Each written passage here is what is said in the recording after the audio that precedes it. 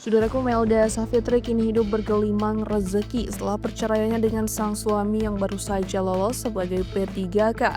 Sosoknya yang sempat viral ini bahkan diundang oleh sejumlah publik figur ternama seperti Ivan Gunawan dan Denny Sumargo. Setelah perceraian, kehidupan Melda berbalik 180 derajat. Ibu dua anak asal Aceh Singgil itu yang dulu harus bekerja keras untuk menghidupi keluarganya, kini menikmati penghasilan fantastis yang tak pernah ia bayangkan sebelumnya.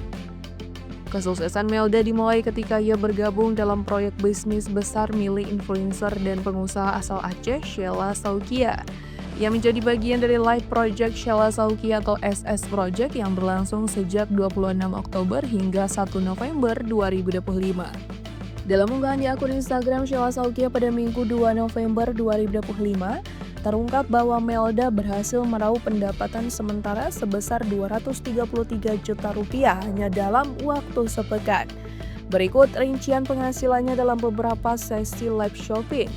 Live penjualan baju senilai 93 juta rupiah, live launching tas selama 1 jam 30 juta rupiah, live penjualan baju kedua 35 juta rupiah, live MS Skin dan eSIM 1,5 jam sebesar 45 juta rupiah, dan live FS Skin selama 1 jam 30 juta rupiah.